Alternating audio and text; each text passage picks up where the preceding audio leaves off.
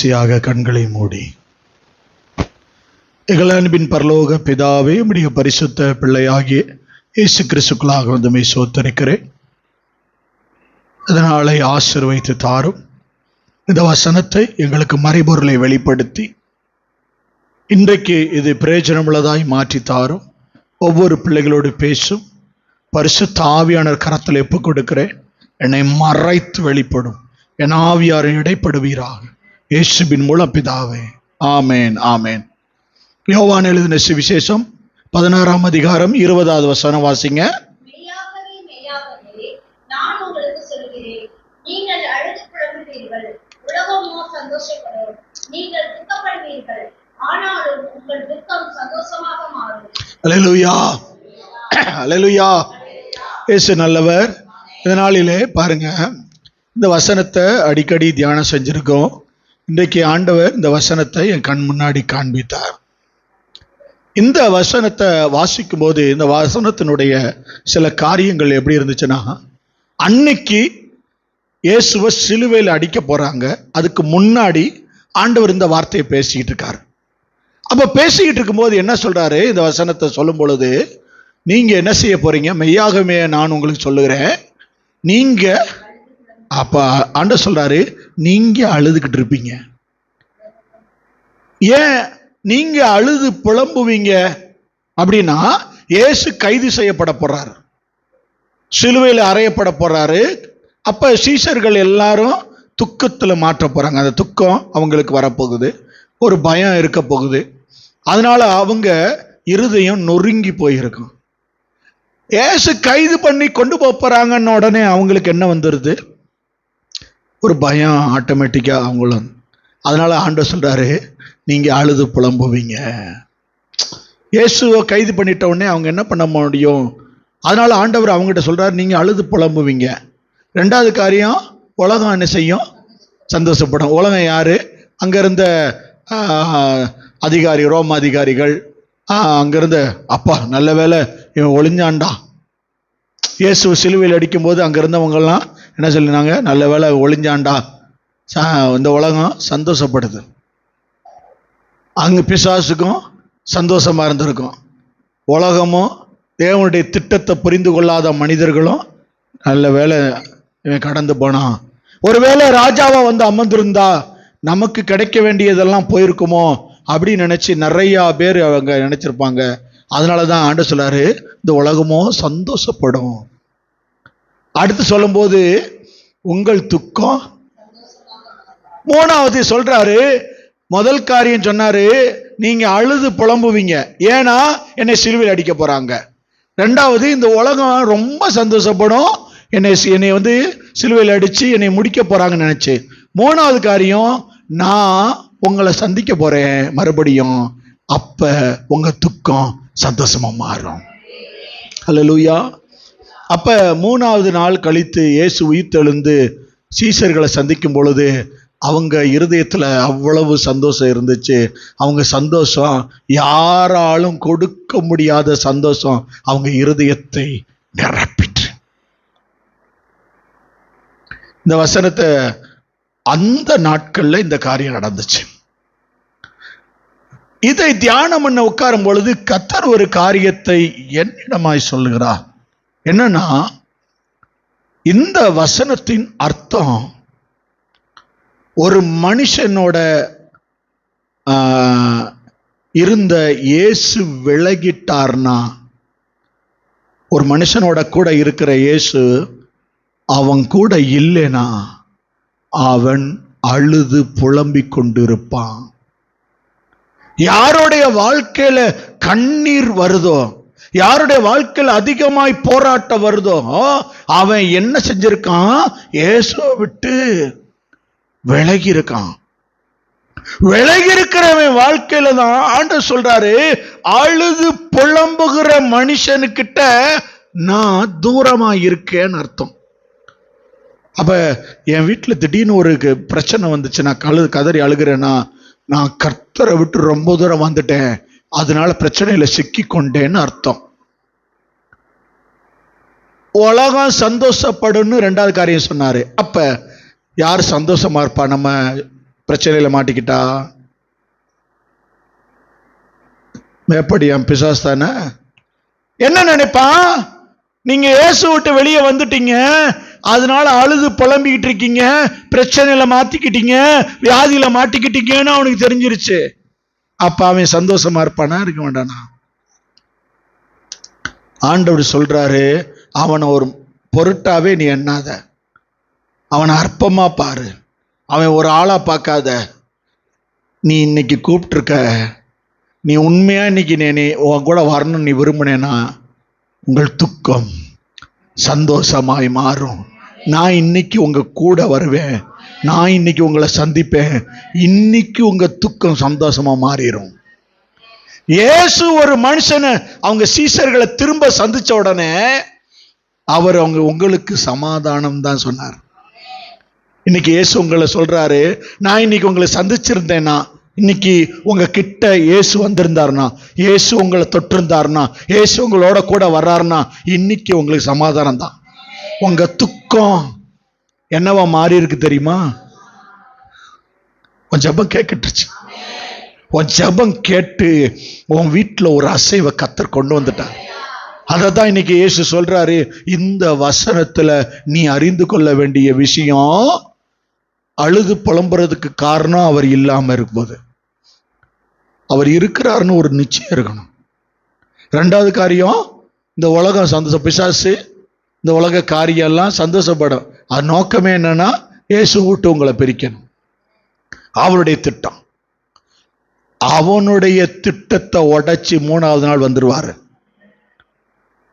இன்னைக்கு கர்த்தர் உங்கள்கிட்ட சொல்றாரு, உங்கள் துக்கம் சந்தோஷமா மாறும். அல்லேலூயா.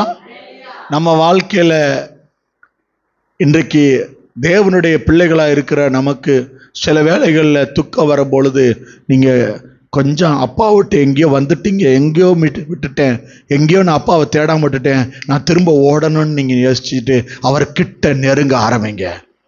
உங்க துக்கம், உங்க வேதனை, உங்க அழுக வரும் எப்ப? அவர் இல்லாதப்ப. உலகம் நம்மளை பார்த்து கேலியா ஒரு வேளை பேசியிருக்கலாம், கேலி பண்ணியிருக்கலாம். தேவன் பெரியவர், அதை மறந்துடாதீங்க. தேவன் உங்க பிரச்சனையை காட்டிலும் பெரியவர். உங்க சந்தோஷத்தை இந்த இடத்துல சாட்சியா சொல்ல வச்சிருவாரு. அதை ஞாபகம் வச்சுக்கோங்க.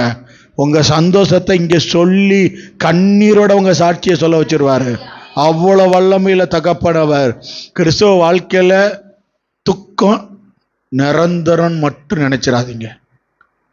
துக்கம் யார் வாழ்க்கையில நிரந்தரம் கிடையாது. அது எப்ப வேணாலும் விலகி ஓடி போகும். அது கிறிஸ்தவங்க வாழ்க்கையில அது கட்டாயம், அது ஓடிரும், அது நிரந்தரம் அல்ல. ஏன்னா சிலுவையில அந்த துக்கத்தை, வேதனைகளை அவர் அடிச்சு ஒண்ணுமில்லாம ஆக்கியிருக்காரு. அதை நீ நம்பு, உன் துக்கம் முழுவதும் மரித்து போயிரும். அல்லேலூயா.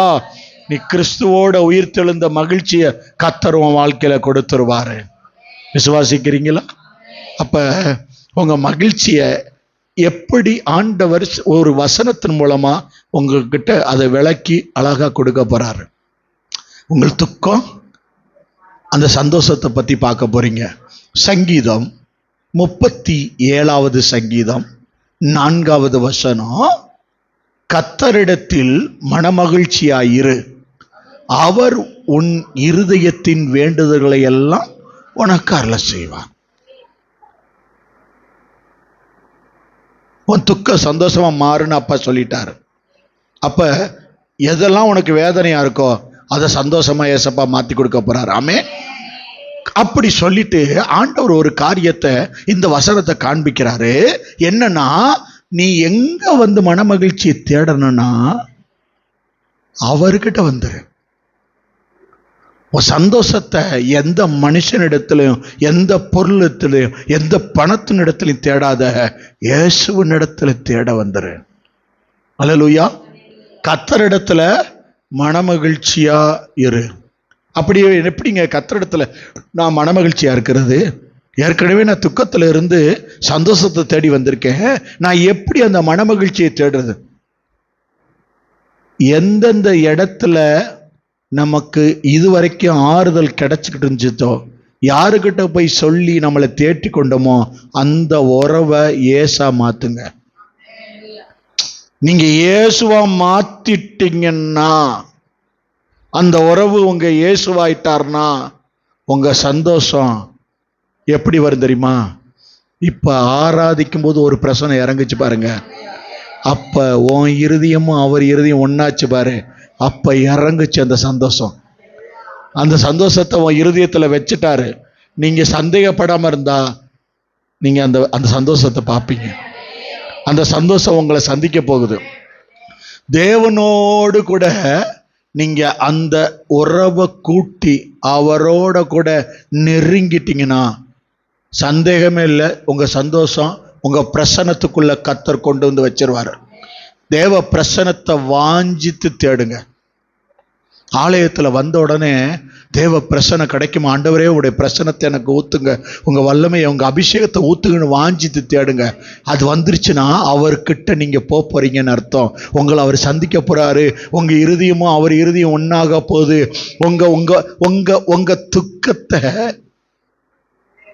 அவர் இருதயத்தை ஒட்டின உடனே உன் துக்கம் அங்க போய் சந்தோஷம், அங்க இருக்க சந்தோஷம் எப்படி மாறும்? உன் துக்கம் அவர் இருதயம் இருதயத்தோட இணைச்சு உங்க உறவை அவரை உறவாக்குங்க. நீங்க கவனிச்சிருக்கீங்களான்னு தெரியாது, சில காரியத்தை நான் சில வேளையில் சில விஷயத்தை நினைப்பேன், அதே என் மனைவி நினைச்சிருப்பாங்க. ரெண்டு பேரும் ஒன்னா சொல்லுவோம். சில வேளையில் நீங்க கவனிச்சிருக்கீங்களா? உங்க வீட்டுக்காரர் நீங்களும் உங்க வீட்டில் உங்க பிள்ளைங்க நீங்க யாராவது ஒருத்தவங்க ஒன்னா சொல்லியிருப்போம். கவனிச்சிருக்கீங்களா? அப்படின்னா என்ன அர்த்தம்? ரெண்டு இருதயமும் ஒன்றா சரியா இணைஞ்சிருக்குன்னு அர்த்தம். அதனாலதான் ஒண்ணு கரெக்டா சொல்றீங்கன்னு. இதை கர்த்தர்ட்ட கொண்டு வாங்க. நிறைய பிரச்சனையில மாட்டி தவிக்கிறேல, உன் இருதயம் இவர் இருதயத்தோட இணைஞ்சிச்சுன்னா உன் பிரச்சனை அங்க போயிரும்ல. அப்பா எடுத்து போட்டுருவார்ல. அங்க இருக்கிற அப்பா இருதயத்துக்குள்ள எனக்கா கவலை இருந்திருக்கா, வேதனை இருந்திருக்கா? அங்க ஃபுல்லா சந்தோஷம் தானே, அங்க மகிழ்ச்சி தானே, அதை தான் கொடுக்கணும்னு சொல்றார். அதனாலதான் சொன்னாரு, உங்கள் துக்கம் சந்தோஷமா மாறும். எவ்வளவு நல்லவரா இருக்கிறார் பாருங்க. அதை கொடுக்கறதுக்கு ஒரு வசனம் எங்கன்னா, நீ கர்த்தரிடத்துல உன் மனமகிழ்ச்சியை தேடு. அப்ப நீ ஒண்ணு என்ன செய்யணும்? உன் இருதயத்தின் வேண்டுதல்களை நிறைவேற்றுவாரா? நீ கர்த்தரிடத்துல மகிழ்ந்திருக்கும் பொழுது உனக்கு ஆசை இருந்திருக்கும், உன் விருப்பம் இருந்திருக்கும். ரெண்டு பேர் இருதயம் ஒன்னாயிட்டுனா சில காரியத்தை உங்க கணவர்கிட்ட நீங்க கேட்கும்போது, சரி வா அப்படின்னு வாங்கிட்டு பா தெரியுமா, அது மாதிரி இந்த மணவாளன் ஆயிடுவாரு. உன் இருதயம் ஏசப்பாவோட இருதயத்தோட இணைச்சு பாரு. நீ என்ன வேண்டுதல் கேட்க வந்திருக்கியோ அதை உன்கிட்ட கொடுப்பாரு. சரி வாங்கிக்க, என் பிள்ளை கேட்டுச்சு, நீ வாங்கிக்க, சாங்ஷன் பண்ணுவாரு. ஏய் நான் சொல்றது நீ நினைச்சு பார்க்காத கொடுக்க போறாரு. நான் அதை சொல்லிக்கிட்டு இருக்கேன்.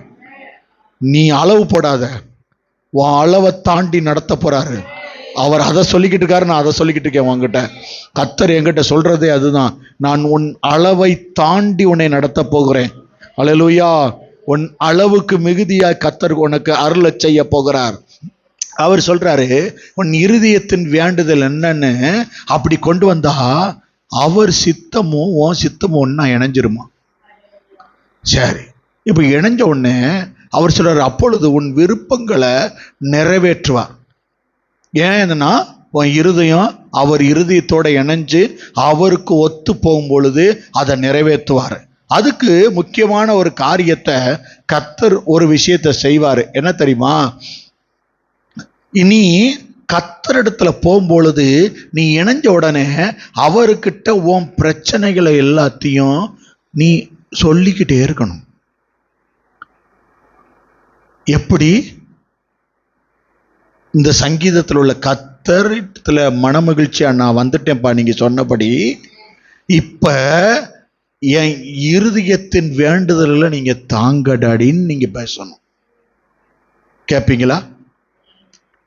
உங்க இருதயத்துல வேண்டுதல் இருக்கா? கட்டாயம் நிறைவேற்றுவார். நீங்க கேட்டிருக்கீங்களா? இங்க பாருங்க, நான் சின்னதை சொல்லலை, தயவு செய்து குட்டி குட்டியா வீட்டில் இருக்க இந்த ஆசை இதெல்லாம் சொல்லலை. அதெல்லாம் நீங்க ஆட்டோமேட்டிக்கா சாங்ஷன் ஆக போகுது பாருங்க. ஏன்னா அவர் இருதயத்தோட நீ இருதயத்தை இந்த பாரு, நிறைய பேர்ட்ட உறவு கொண்டாடி கொண்டாடி ஒண்ணுமே கிடைக்கல, ஒண்ணுமே கிடைக்கல. உன் உறவு இயேசுவா மாத்து. நீ நீ நீ நீ சின்ன பிள்ளைகள் நினைச்சது வரைக்கும் தருவாரு. நடக்கலைன்னா கேளு, இயேசு உனக்கு கொடுக்க போறாரு, அதை கர்த்தர் உனக்கு தரப்போறாரு. நிச்சயமா அவர் சொன்னபடி நடக்க போகுது. கர்த்தரிடத்தில் மனமகிழ்ச்சியாயிரு. அவர் உன் இருதயத்தின் வேண்டுதல்களை எல்லாம் நிறைவேற்றி முடிக்க போகிறாரு. அல்லேலூயா. சில காரியம் நம்மளை திருப்தி அடைஞ்சிரும் நினைப்போம். பணம் அதுக்கு வந்துருச்சுன்னா அப்பாடா அப்படின்னு நான் நினைப்போம். பணம் ஒரு மனுஷனை திருப்தி ஆக்க முடியாது, தெரியுமா? எவ்வளவு வந்தாலும் அடுத்து ஒண்ணுக்கு தேவைப்படும், வேற ஏதாவது ஒண்ணு தேவைப்படும். வேணும் வேணும் வேணும் வேணும்னு தான் நிற்பான் எப்பயுமே. வேலை, ஒரு வேலை பார்த்துட்டு இருப்பான், இதை விட அது பெட்டர் வேலை, அதை விட அது வேலை. சைக்கிளில் போறவன் டூ வீலரை யோசிப்பான்ல, அது மாதிரி டூ வீலரில் போறவன்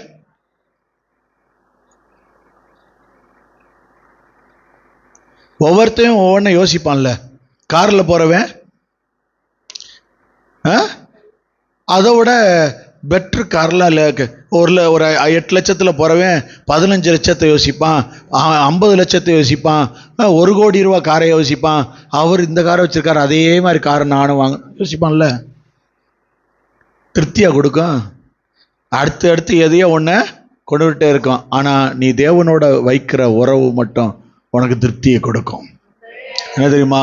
கர்த்தர் பெரிய சந்தோஷமா உன் உள்ளத்துக்குள்ள இருந்தாருன்னு வச்சுக்க, நீ நீ எதெல்லாம் அவர்கிட்ட போய் வேண்டுதல் வச்சு கேட்டுட்டு ஒரு தாகமா நீ கெஞ்சி கூத்தாடி அழுகிறியோ கேட்குறியோ, அதை தேவன் உனக்கு இல்லைன்னு சொல்லாம உனக்கு கொடுத்து அனுப்புவாரு. அது எப்படி கொடுப்பா தெரியுமா? ஒரு நெருங்கிய ஃப்ரெண்டுகிட்ட போய் நீ பேசுற மாதிரி பேசுனேன்னு வச்சுக்க. நெருங்கிய ஃப்ரெண்டுகிட்ட போனா எல்லா ரகசியத்தையும் பேசுவான், எல்லாம் நம்மளை பத்தி எல்லா சீக்கிரட்டும் தெரியும், எல்லாமே இருக்கும். அந்த மாதிரி ஏசப்பா கிட்ட போய் பேசணுமா? இனிமே நீங்க இப்படி பேசி பாருங்களேன், எல்லாத்தையும் நீங்க பேசி பாருங்களேன். ஏற்கனவே நாங்க நிறைய பேசுவோம், இதுல இன்னும் பேசுங்கன்னு சொல்றீங்களா?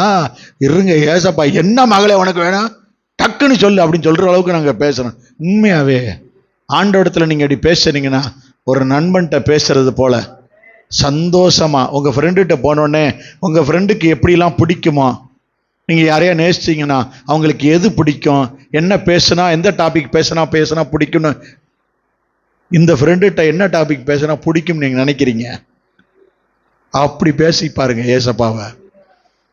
இன்னைக்கு உங்க கூட பேசிக்கிட்டு இருக்காருன்னு நான் நினைக்கிறேன். அல்லேலூயா.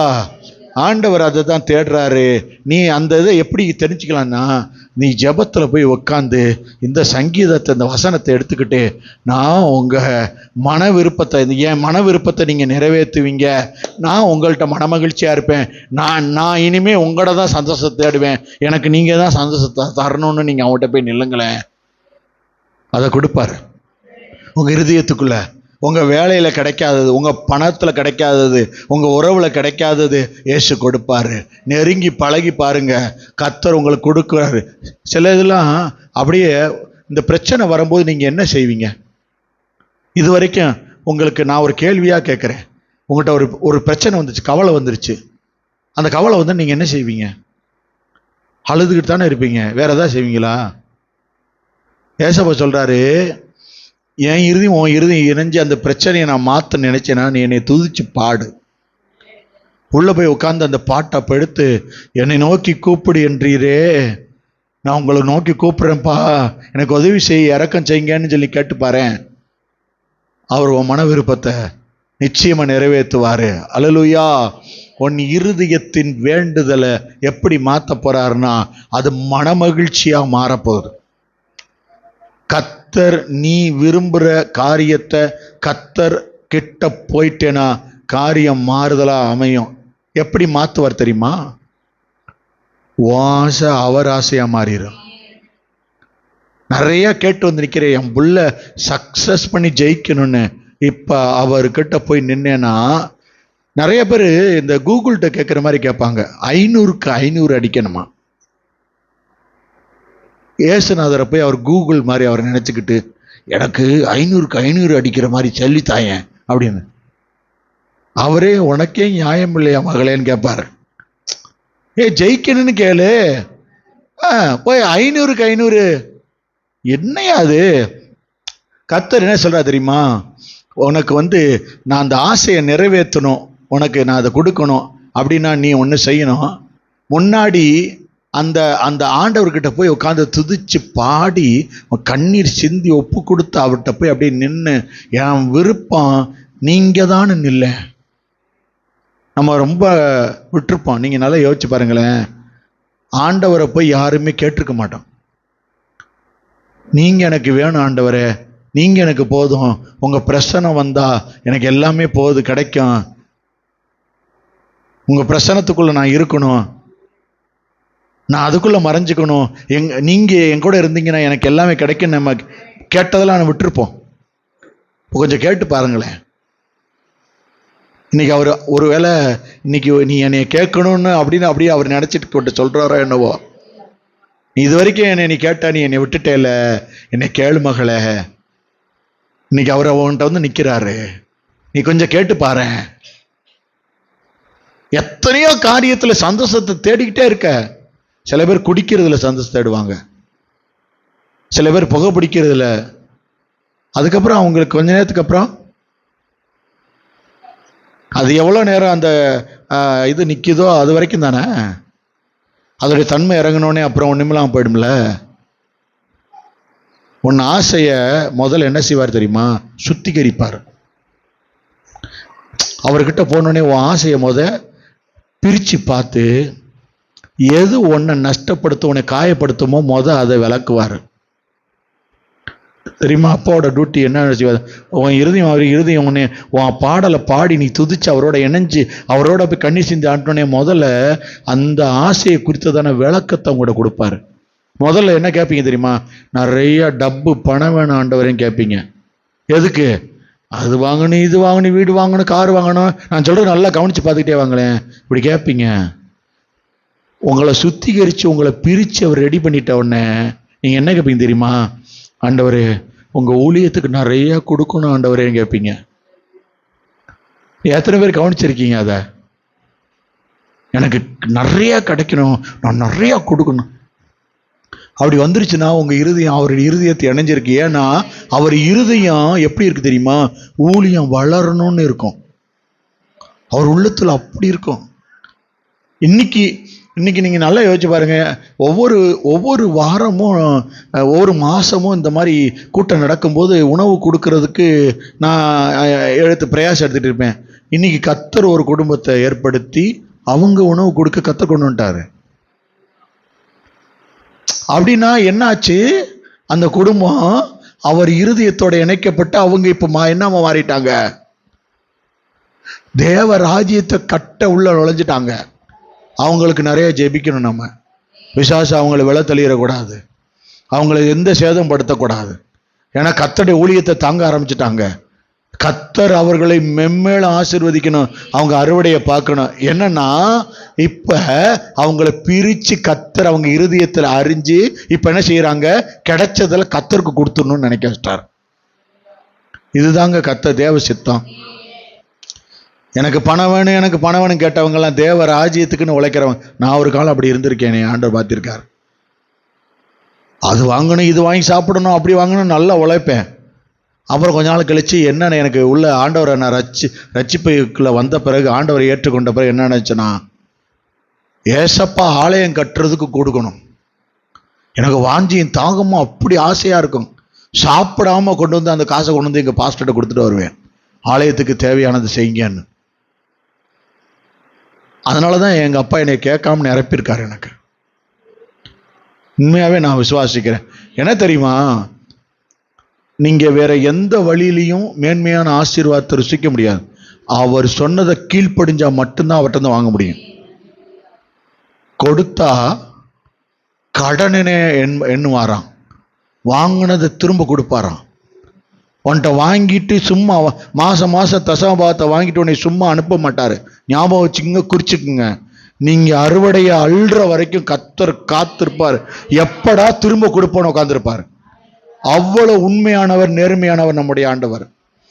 ஒருத்தரையும் விற்கப்பட விட மாட்டாரு. நீங்க இழந்து போனது அத்தனை திரும்ப அள்ளிட்டு வருவீங்க. மிகுதியான ஆசீர்வாதத்தை கர்த்தர் உங்களுக்கு கொடுத்து உங்களை நிறைவாக அனுப்ப போறாரு. அவர் அப்படித்தான் உங்ககிட்ட சொல்றாரு. யோவான் எழுதின சுவிசேஷம் 15ஆம் அதிகாரம், அவர் விருப்பம் உன் விருப்பமா மாறிடும். அப்புறம் 7வது வசனம், தேவனோடு அதிகமா நேரம் செலவிட்டா செலவிட உன் விருப்பத்தை ஆண்டவர் அப்படியே அழகா மாத்துவாரு. ரெண்டு பேரும் ஒன்னா இருந்து அவர் வார்த்தை உங்களுக்குள்ள எப்பயும் உள்ளேயே இருந்துச்சுன்னா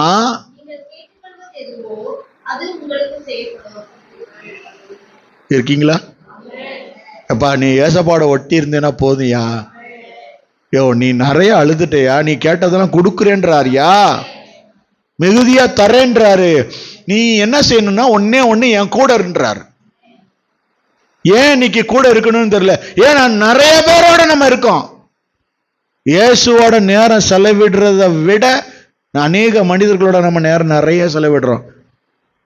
6 நாள் உலகத்துக்கு கொடுக்குறோமா, 7வது நாள் ஏசப்பா கொடுப்போம்.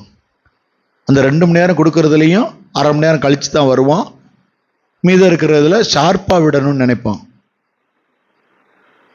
அவர் ஷார்ப்பா இருக்கணும், நம்ம ஷார்ப்பா இருந்தா மிகுதியா பெறுவோம். அல்லேலூயா. மற்றவர்களிடத்துல கற்றுக்கொள்ளும்படிக்கு நிறைய விஷயங்கள் இருக்கு. உங்க வேண்டுதலை அவர் அருள் செய்வார். தேவன் எப்படி பதில் கொடுப்பார் தெரியுமா? சில வேண்டுதலை அப்படியே நிறைவேற்றுவார். ஈசாக்கு விதை வச்சோன்னு 100 மடங்கு பெருகிச்சு பாருங்க, அப்படியே நிறைவேற்றுவார். சில பேருக்கு அண்ணாள் ஜெபம் பண்ணிட்டு அப்புறம் வீட்டுக்கு போனோடனே கற்பத்தை ஆசீர்வதிச்ச மாதிரி சில பேருக்கு ஆசீர்வதிப்பாரு. சிலது அப்படிதான் நடக்கும். அவங்க இருதயம் பொங்கி நிரம்பிடும். சில பேர்லாம் இன்னைக்கு உடனே பெற்றுக்கொள்ற காரணம் என்னன்னா, அவங்க இருதயம் தேவனோடு இணைஞ்சிருந்தது. அவங்க பெற்றுக்கொண்டு அவங்க தேவனுக்கு இன்னைக்கு சாட்சியா இருக்கிறாங்க. அல்லேலூயா. எதை நீங்க கேட்குறீங்களோ அவர் விருப்பமா மாறுச்சுன்னா கட்டாயம் இயேசு உங்களுக்கு தருவார். எந்த இடத்துலையும் இங்க தோல்வியை சந்திக்க மாட்டீங்க. உங்க வாழ்க்கையில நீங்க தான் மற்றவங்களுக்கு மாதிரியா இருப்பீங்க. கர்த்தர் அதை கொடுக்கணும்னு நினைக்கிறாரு, மேலானதை கொடுப்பாரு. நீங்க கேட்டதை விட நல்லதை தான் உங்களுக்கு தருவார். வேதத்துல ஒரு மனுஷனை சாட்சியா சொல்லவா? எடுக்க வேணாம், நான் சாட்சியா சொல்றேன். அவங்க கேட்டதை விட நல்லதா கொடுத்துருக்காரு.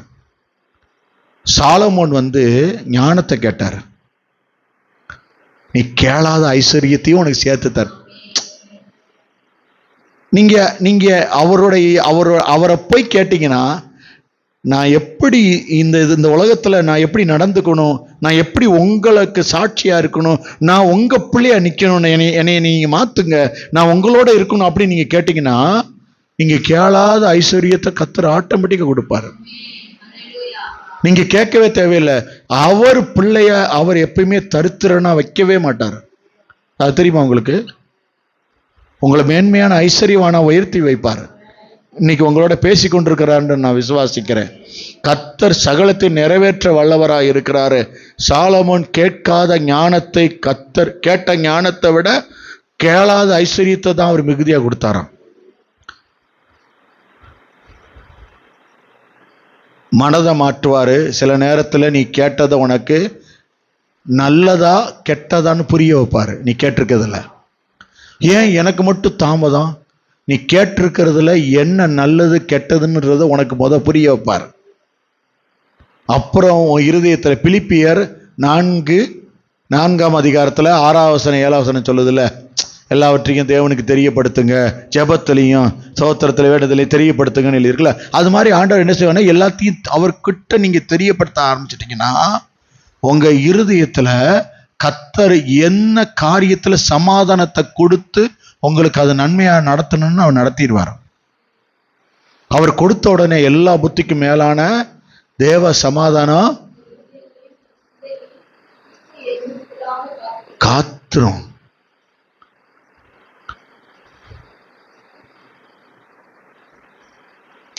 நிறைய பேர் நினைச்சிருக்காங்க சோத்திர பலிகள் 1000 500 சொன்னா படக்குன்னு காரை கொண்டு வீட்டு வாசல் நிப்பாட்டிடுவாருன்னு. அப்படி அர்த்தம் இல்லைங்க. அது முதல்ல அந்த அந்த ஞானத்தை முதல்ல ஆண்டவரோட ஒட்டி இருக்கிற எண்ணத்தை காரியத்தை கொடுத்து உன்னை எப்போ அந்த காரை கொடுத்தா உனக்கு எப்போ சரியா இருக்குன்னு அவருக்கு தெரியும். அவருக்கு அழகா பிரிச்சு, ஏன்னா நம்ம நம்ம எதையா உன்னை பார்த்துட்டோன்னா பார்த்தோன்னே கேட்பான். ஏன்னா குழந்தையிலேருந்து பழகிட்டான். ஒரு கடையில் கூட்டு வருவாங்க. நீங்கள் நிறைய பேர் கவனிச்சிருக்கீங்களான்னு தெரியல. குழந்தைய கூட தூக்கிட்டு வருவாங்க, திடீர்னு கண் மூடி பேரண்ட்ஸ் கூட்டிகிட்டு போவாங்க. பார்த்துருக்கீங்களா?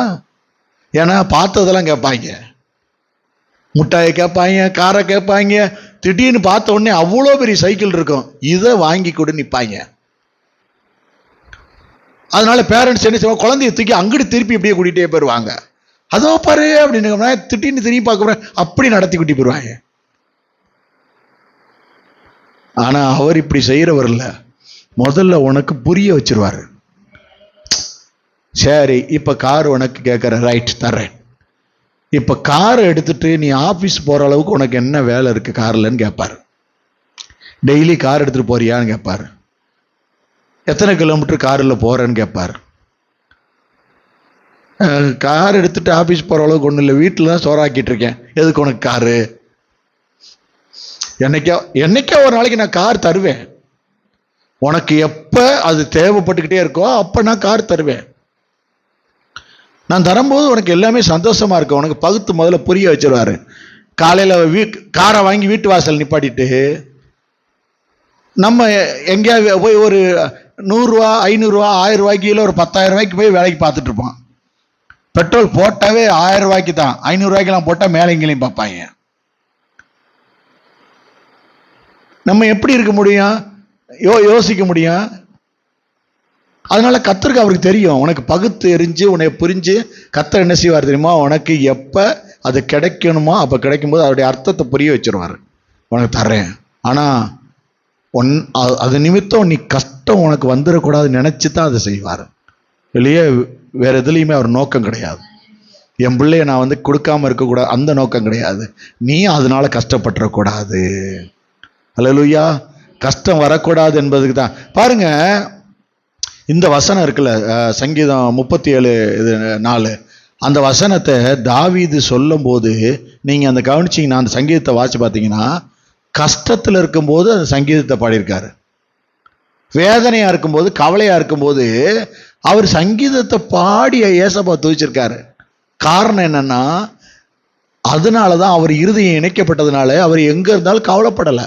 எத்தனை பெரிய கஷ்டம் வந்தாலும், ஏங்க நீங்க தோத்தே போயிருந்தாலும் உங்களுக்கு கவலை வராதுங்க. காரணம்னா கர்த்தர் உங்க இருதயத்துக்குள்ள சமாதானத்தை உங்க சிந்தைக்குள்ள கொடுத்துருந்தாருன்னா உங்களுக்கு எந்த நாளும் கவலை கண்ணீரே வராதுங்க. அவர் புரிய வச்சிருவாரு. உனக்கு தெளிவா உன் சிந்தனையில புகுந்து அம்பலத்தையும் அழகா பிரிச்சு சொல்லிடுவாரு. உனக்கு இது இப்படி இப்படி இருக்கும்னு சொல்லிடுவாரு. அல்லேலூயா. முதல்ல தேவனோட கூட உங்க உறவை சரிப்படுத்துங்க. அப்போ உங்க தேவைகள் எல்லாம் கர்த்தர் சந்திப்பாரு. மத்தேயு 6:33 எழுதியிருக்குல்ல, முதலாவது தேவனுடைய ராஜ்யத்தையும், நீங்க ஓடி போய் உங்க உட்கார்ந்த உடனே உங்க ஜெப அறையிலையோ ஆலயத்துல உட்கார்ந்த உடனே பிரசன்னத்தை தேடுங்க. தேவனை முதலாவது அப்பாவை தேடுங்க. எங்க இருக்காரு தேடுங்க. வசனத்துல என் கூட பேசுவாரா, நான் எப்படி பார்ப்பேன், எப்படி எங்க அப்பா ருசி, நீங்க தேடுங்களேன். கடன் இல்லாம உங்க வீட்டை கட்ட வைப்பாரு. கடன் இல்லாம எல்லாத்தையும் நடத்துவாருங்க. நீங்க அற்புத சாட்சியா கர்த்தர் உங்களை நடத்துவாரு. அவருக்கு தெரியும் என் பிள்ளை கடன் வாங்கினா தத்தளிக்குன்னு தெரியும். இன்னைக்கு உங்களோட பேசிக்கிட்டு இருக்காரு கர்த்தர். கர்த்தர் கட்டாயம் உங்களுக்கு தெரியும், உங்களை ரிலீஸ் பண்ணணும்னு நினைக்கிறாரு. உங்களுக்கு தேவையானதை கர்த்தர் கட்டாயம் தருவார். உன் தேவைகளை கர்த்தர் அறிந்திருக்கார். முதலாவது தேவனுடைய ராஜ்யத்தையும் நீதியும் தேடுங்க. சரி, ஒரே ஒரு ஆலோசனை. காலையில் எந்திரிச்ச உடனே ஒரு 10 நிமிஷம் உங்க மனமகிழ்ச்சியை வர்றதுக்கு ஒரு ஐடியா சொல்லி தரவா? வேணுமா வேணாமா? வேணும் தானே. அவ வேலைக்கு போறதுக்கு முன்னாடியோ சமைக்கிறதுக்கு முன்னாடியோ நீங்க எந்திரிச்ச உடனே முதல்ல அப்பா கிட்ட போய் உட்காந்து உங்க சந்தோஷத்தை எனக்கு தாங்கன்னு கொஞ்சம் கேளுங்க. காலில் போய் உட்காந்து நீங்க உங்க சந்தோஷத்தை எனக்கு தாங்க டாடி, இன்னைக்கு எனக்கு உங்க சந்தோஷம் வேணும், இன்னைக்கு நீங்க எனக்கு தாங்கன்னு நீங்க கேட்க போறீங்க. ஒரு 5 நிமிஷம் சங்கீதத்தை எதையோ ஒன்று, உங்களுக்கு பிடிச்ச வசனத்தை நீங்க வாசிக்கிற, ரெகுலரா வாசிக்கிற எதையோ ஒன்று நீங்க எடுத்து வாசிச்சுட்டு ஆண்டவர் இடத்துல தேவன்கிட்ட உட்காந்து எத்தனை நிமிஷம் வேணாலும் என்ன வேணாலும் உங்களுக்கு தேவையான காரியத்தை ஆண்டவர்கிட்ட சொல்லிங்க. அது என்னென்ன தேவைன்றத ஆண்டவர்கிட்ட நீங்க ஸ்தோத்திரத்தோட கூட சொல்லிருங்க, நீங்க தெரியப்படுத்துங்க. உங்க மனசு லேசாகலைன்னா ஏன்னு கேளுங்க, கட்டாயம் பதில் தருவாரு. தேவன் எவ்வளவு நல்லவர் என்பதை நீங்க கட்டாயம் ருசிச்சிருவீங்க. கர்த்தர் உங்களுக்கு அதெல்லாம் சொல்லி கொடுத்துருவாரு. முதல்ல அவரு இந்த மாதிரி ஒரு காரியத்தை என்ன தெரியுமா, காலையில எந்திரிச்சு உட்கார்ந்த உடனே இல்லை இடையில போனோடனே வீட்டில் உட்காந்து உங்களுக்கு எது அதெல்லாம் வேணுமோ அதை ஒரு லிஸ்ட் போடுங்க. இல்லை நான் கடனில் இருக்கேன்னா கடனை எழுதுங்க, எதெல்லாம் இருக்கோ அதை எழுதுங்க. அதை எழுதிட்டு அதை தேவ சமூகத்தில் வச்சு நீங்கள் ஜெபம் பண்ணும்போது இன்னென்ன காரியத்தைன்னு தெரியப்படுத்துங்க, சொல்லிருங்க. ஒன்றும் செய்ய வேணாம். உங்கள் இருதயம் சந்தோஷம் ஆகிற வரைக்கும் கர்த்தர் அதை முடிச்சுட்டு தான் உங்களை வெளியே சந்தோஷம் நடத்துவார். இன்னொரு ஐடியா இருக்கு, அது சொல்லித்தரவா? காலையில் எந்திரிச்சு உட்காந்து ஒரு பேப்பரில் நைட்டு போய் படுக்கும்போது செய்யுங்க. காலையிலிருந்து நீங்கள் எந்தெந்த இடத்துல எல்லாம் ஏசப்பாவோட இணைஞ்சு அவரோட சந்தோஷமாக இருந்திருக்கீங்க, அவரை எத்தனை முறை தேடி இருக்கீங்க, இல்லைன்னா எதெல்லாம் உங்களுக்கு நன்மை நடந்திருக்கோ அதுக்கு நன்றின்னு ஒரு சின்ன பேப்பரில் எழுதி வச்சிருங்களேன். ஒவ்வொரு நாளும் காலையில் நீங்கள் அந்த இதை எனக்கு சாப்பாடு கொடுத்தீங்க நன்றி, சும்மா எழுதி வச்சு பாருங்க. நன்றி சொல்லி கடைசி நைட்டு போய் உட்காந்து எழுதி வச்சு பாருங்களேன். அடுத்த நாள் சில மேன்மையை, அடுத்த நாள் சில வெற்றியை நீங்க பார்க்க தொடங்கிட்டீங்கன்னு அர்த்தம். ஏதாவது ஒரு பாட்டில் எடுத்து வச்சு ஒரு அட்டையில நீங்க எனக்கு கொடுத்துட்டீங்க, அன்னைக்கு கார் கேட்டேன் கொடுத்து நன்றின்னு சொல்லி அந்த பாட்டில் எழுதி போடுங்களேன். ஏதாவது டப்பால எழுதி போடுங்களேன். நீங்க எழுதி போட்டு நன்றி சொல்லி ஸ்தோத்திரம் பண்ணி, இதுக்காக நான் ஸ்தோத்திரம் பண்ணி எழுதுங்களேன். என் புள்ள 100 மார்க் வாங்க போறான்னு ஸ்தோத்திரம் பண்ணி எழுதி ஒரு டப்பால போடுங்களேன். எதை கண்ணு முன்னாடி நீங்க அதை பார்க்கும் போதெல்லாம் ஏதோ ஒன்று நடக்குங்க உங்களுக்குள்ள. உங்க இருதயம் ஆட்டோமேட்டிக்கா கர்த்தரோட இணையும். இன்னைக்கு கர்த்தர் உங்களுக்கு சில ஆலோசனைகளை கொடுப்பேன்னு சொன்னாரு. ஆண்டவர் இதைத்தான் என்கிட்ட சொல்லிக்கிட்டே இருக்கிறார். அல்லேலூயா. இது நிறைவேறும், நீங்க தேவனை மகிமைப்படுத்துவீங்க. ஒவ்வொன்றா நிறைவேற்றுவாரு. கர்த்தருக்கு என்ன தெரியுமா, பொறுமையா காத்துருங்க. உங்கள்கிட்ட அதுல நல்லது கெட்டதை பிரிச்சிருவார். அதை பிரிக்கிற வரைக்கும் பொறுமையை காத்துருங்க. அதை பிரித்து உங்களை ஆசீர்வதித்து உங்க கையில கொடுப்பாரு. நீங்க இது தேவன்கிட்ட தான் கிடைச்சிருக்குன்றத நீங்க முதல்ல திருப்தி அடைவீங்க. 2 விஷயத்தை மட்டும் முன்ன நல்லா ஞாபகம் வச்சுக்கோங்க. நீங்க கேட்கறதுல தேவன் நாம மகிமைப்படுதா இல்லை ஏன் நாம மகிமைப்படுதான்றத ஞாபகம் வச்சுக்கணும். நீங்க கேட்ட பொருள்ல அது வாங்கினா தேவன் நாமம் மகிமைப்படுமா, இல்லை ஏன் நாம எனக்கு பெருமையா தெரியுமா இல்லை அவருக்கு பெருமையா தெரியுமான்றத நீங்க எழுதி வச்சு பார்த்துக்கங்க. அப்ப நீங்க ஈஸியா கண்டுபிடிச்சுக்கலாம். இது அவருக்கு ஏங்க, நீங்க தேவனுடைய திட்டத்தை கொண்டு போய் செய்ய போறீங்கன்னா இந்த உலகம் என்ன செய்ய தெரியுமா, உங்களை தடுக்கிறதுக்கு முயற்சி பண்ணும், உங்களை வெட்கப்படுத்த பண்ண பார்க்கும், உங்களை தோக்கடிக்க நினைக்க பார்க்கும். ஆனா கர்த்தர் உங்களை ஜெயிக்க வைப்பாரு. உங்கள் துக்கம் சந்தோஷமா மாத்திட்டு தான் உங்களை அனுப்புவாரு. அதை ஞாபகம் வச்சுக்கோங்க. கர்த்தர்கிட்ட போகும்பொழுது சில காரியங்களை கர்த்தர் சொல்றாரு. கர்த்தரிடத்துல மனமகிழ்ச்சி ஆயிரு, அவர் உன் இருதயத்தின் வேண்டுதல்களை அருளச் செய்வாரு.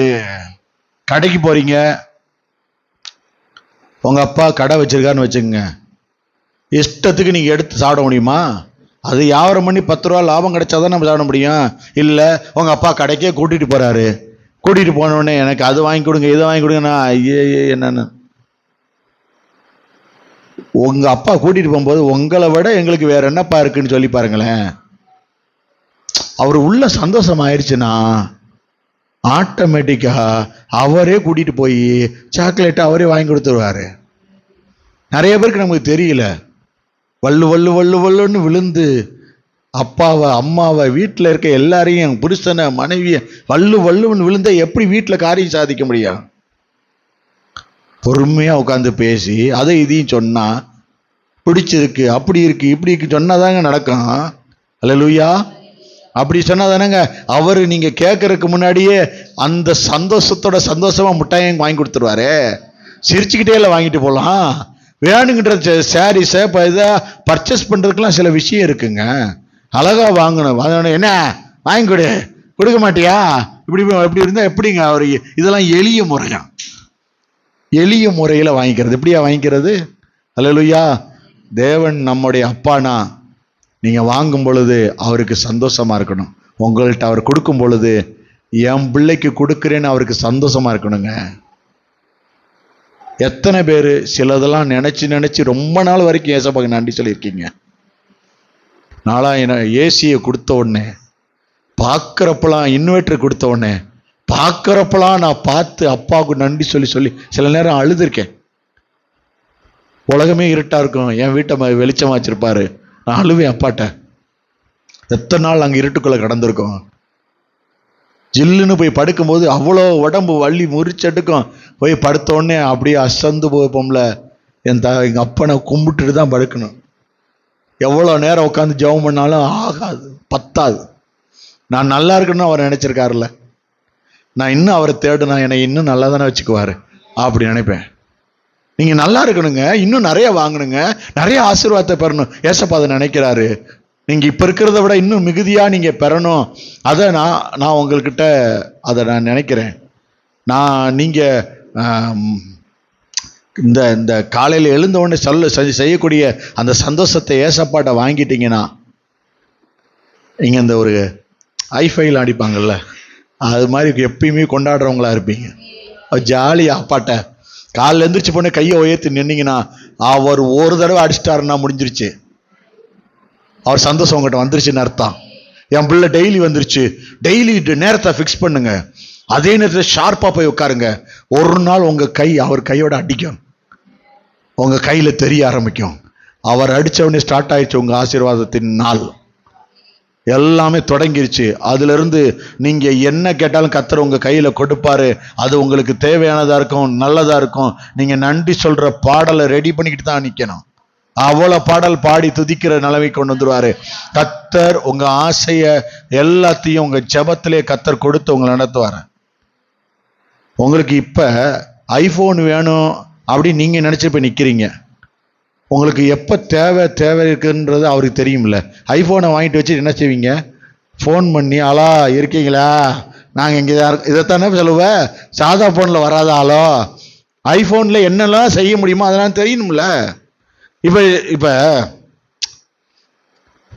நிறைய பேருக்கு இப்போ ப்ரோக்ராம், நிறைய பேர் பிடிச்சவங்கலாம் ஏதாவது ஒன்று பண்ணா எப்படா அவங்க அந்த இதெல்லாம் எடுத்து போடுவாங்க, லைக் போடுவான், இதை பண்ணுவோம் அதை பண்ணுவோம் நிற்போம்ல. அந்த மாதிரி காலையில் போய் ஏசப்பா கிட்ட நின்னீங்க வச்சுங்களேன், அவங்களுக்கு நம்மளை தெரியுதோ இல்லையா, உங்களுக்கு அவர் போடுவார் லைக்கு, பயங்கரமா இருக்குங்க, சைன் பண்ணுவீங்க. அவர் எல்லாத்தையும் நடத்துவாரு, உங்களுக்கு அவர் கொடுத்துருவாரு. இங்க பாருங்க, நீங்க அந்த நடிகருடைய படம் வந்தா எப்படி கொண்டாட்டம், ஆட்டம், பாட்டம், அதே மாதிரி பரட்ட தலைய சீவிலாம் போய் நின்ன காரமெல்லாம் இருக்கு தெரியுமா? அது மாதிரி நீ வரும்பொழுது உன் தலைவர் நிப்பார், இயேசு சந்தோஷத்தோட காத்துக்கு நிப்பார். நீ எப்படா வருவ? உன் இருதயத்தை, அவர் இருதயத்தை கொடுப்ப. எதுக்கு தெரியுமா இருதயத்தை கேட்கிறாரு? அதுல எது வேணும் வேணான்றதை பிரிக்கிறதுக்கு. உனக்கு தெரியாம இருக்கு பாரு நல்லது கெட்டதெல்லாம். நீ எப்ப வந்தாலும் எனக்கு பணம் வேணும், எப்ப வந்தாலும் பணம், எதுக்கு உனக்கு வேணும்ன்றத அவர் புரிய வைப்பாரு. பரலோக ராஜ்யத்துல பணம் மேன்மை அல்ல. பரலோக ராஜ்யத்துக்குள்ள போகும்பொழுது இடமோ வீடோ காரோ பங்களோ மேன்மை அல்ல. உனக்கு என்ன வேணும்ன்றத உனக்கு இன்னைக்கு கற்றுக் கொடுத்துருவாரு. ஆலயத்துல வந்து உட்கார்ந்த உடனே என்ன வேணும்? அப்பா எங்க சேர் பக்கத்து சேர் காலியா இருக்குப்பா, ஒரே ஒரு ஆத்மா கொடுங்க டாடி. பின்னாடி 2-3 சேர் காலியா இருக்கு டாடி, இன்னைக்கு வரல, அவங்கெல்லாம் அங்க உட்காந்துருக்காங்கப்பா. ஒரு தடவை சொல்லிட்டு போய் பாரு. ஏசப்பாவுக்கு என்ன விருப்பமா இருக்குன்னு நினைக்கிறீங்க? அவர் இருதயத்துல என்ன விரும்புவார் நினைக்கிறீங்க? ஒரு ஆத்மா வெளியில இருந்துச்சுன்னு வச்சுங்களேன், அந்த ஆடு ஓனாய் கிட்ட இருக்கு, அந்த ஆடை குறிச்சு கவலைப்படுவாருங்க அவரு. நீ ஒரு தடவை அப்பாட சொல்லிட்டு போயிட்டேன்னா உன் ஜபத்துக்காவது இறங்குவாரு, அந்த ஆடை மீட்டு எடுப்பாரு. அதை உள்ள கொண்டு வந்துட்டாருன்னா உன் அக்கௌண்ட்ல ஒரு கிரெடிட்ல ஒரு விஷயம் நடக்கும். ஒரு ஆசீர்வாதத்தை கர்த்தர் கொண்டு வருவாரு. அது மேன்மையா இருக்கும். அது உன் மனமகிழ்ச்சியை கொடுக்கும். உன் கை ரெண்டும் ஆசீர்வாதத்தை சுதந்திரத்துக் கொண்டிருக்கும். நீ அந்த சிரிப்பு உன் உள்ளத்திலிருந்து வர்றதை நீ பார்ப்ப. உன் முகத்துல தோணும், என்ன ஒரு மாதிரி சிரிச்சுக்கிட்டே இருக்கீங்களே என்ன அப்படின்னு கேட்பாங்கல்லாம். அது எங்க அப்பா கொடுத்தது. அது யாருக்கிட்டே இருக்காது. 1000 கடனை இருக்கும், எல்லாத்தையும் அடைக்கிற வரைக்கும் அவன் கூட நிப்பாரு பாரு. அதை முடிக்கிற பிளான். நீ போய் ஒட்டி ஆண்டவட்ட காலையில எந்திரிச்சு போய் உட்கார்ந்து நீ பேசி சொல்லி நடந்து பேசிக்கிட்டே இருக்கிறனால என்ன ஆகுனா, உன் கடன்னால நீ எவ்வளவு போராடுறன்றதை அவர் கண்டுபிடிச்சிருவாரு. உன் இருதயத்துல உள்ள இத அவர் பிரச்சனையா எடுத்து அதை பார்க்க ஆரம்பிப்பாரு. அழகா மாத்தி கொடுத்துருவாரு. நன்மைக்கு எதுவும் நடக்கும், நல்லதே கொடுக்க போறாரு. கர்த்தர் அதை உன் கையில கொடுத்து உன்னை சாட்சி ஆக்குவாரு. நீ எப்படி இஷ்டப்பட்டவங்களுக்கு அவங்க ப்ரோக்ராம் வந்தோடனே இஷ்டப்பட்டவங்க வந்த உடனே விசில் அடிச்சு. இப்ப இன்னைக்கு நியூஸ்ல நடந்த விஷயம், அவர் சிஎம் ஆயிட்டாரு. அவரு எதுக்கோ ஒண்ணுக்கு வெளியில வராரு. இங்க இருந்து தளபதின்னு கட்டுறாங்க. அவர் இன்னைக்கு சிஎம், தமிழ்நாடு சிஎம். தளபதினா கத்த முடியும். அவரே சிரிச்சிட்டாரு திரும்பி. யோ என்னையா அப்படி செய்யறீங்கன்னு. அவ்வளவு போலீஸ் பாதுகாப்போட இருக்கு. அருள்நாதட்ட வந்து நின்னா எப்படி இருக்கு தெரியுமா? யோ நீ வரும்போது அவர் நிப்பாரியா அவனுக்காக. இப்படி நீங்க பழகிட்டீங்க வச்சுங்களேன். ஆலயத்துக்குள்ள வந்து உங்க இருதயம் அவரோட ஒட்டி நீங்க எங்க போனாலும் உங்க கணத்தை அவர் அங்க வச்சு கொடுத்துப்பாரு. வர்றது ஏன் பிள்ளடான்னு கூட்டு ஒரு நிப்பாரு. நீங்க எந்த கல்யாணத்துக்கோ எந்த மேடைக்கோ நீங்க எங்க போனாலும் உங்களை கனப்படுத்த வேண்டியது அவர் வேலையாயிரும். ஏன்னா தம் பிள்ளைய விசேஷித்த கணத்துல நடத்துவார். நீங்க ஸ்கூல்லயோ காலேஜ்ல எந்த இடத்துல போகும்பொழுது அங்கே உங்க பேரை உயர்த்தி வைக்கிறது தேவன் ஒருவரே. மேன்மையா வைப்பாரு. ஞாபகம் வச்சுக்கு, ஏசப்பா உங்களுடைய எல்லா காரியத்தையும் பொறுப்பெடுக்கணும்னா அவர் கையில் ஒப்பு கொடுங்க, அவர் நடத்துவார். ஜெபம் பண்ணலாமா? கர்த்தர் நல்லவர். இன்றைக்கு ஆண்டவர் உங்களோட பேசியிருக்காரு. நிச்சயமா உங்களை நடத்துவார். நான் விசுவாசிக்கிறேன், நம்புறேன். மேன்மையான காரியங்களை கர்த்தர் செய்வார். நம்ம கண்களை மூடி, எங்கள் அன்பின் பரலோக பிதாவே, உடைய பரிசுத்த பிள்ளையாகிய இயேசு கிறிஸ்துவுக்குள்ளாக உம்மை ஸ்தோத்திரிக்கிறேன். உங்கள் துக்கம் சந்தோஷமாய் மாறுன்னு சொல்லி வசனங்களை கோடிட்டு காண்பித்து, நாங்க எப்படி செய்யணும், என்ன செஞ்சா எங்க இருதயம் மாறும், என்னெல்லாம் கிடைக்கும், நீங்க அநேக ஆலோசனைகளை எங்களுக்கு தந்தீங்க. உங்க வார்த்தை உங்களுடையதுப்பா. உங்க இருதயம் எங்க இருதயத்தோட, உங்க மனது எங்க மனதோட எல்லாமே இணைக்கப்படும் பொழுது நன்மையா மாறும். நீங்களே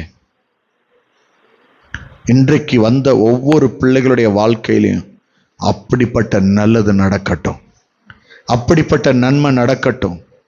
ஒவ்வொரு பிள்ளைகளுடைய இருதயமும் உங்க இருதயத்தோட இணைக்க இன்னைக்கு நினைச்சிட்டாங்க. இன்னைக்கு அவங்க விரும்புறாங்க. நாளையிலிருந்து அவங்க காலையில எழுந்திரிச்ச உடனே உங்களை தேட ஆரம்பிப்பாங்க.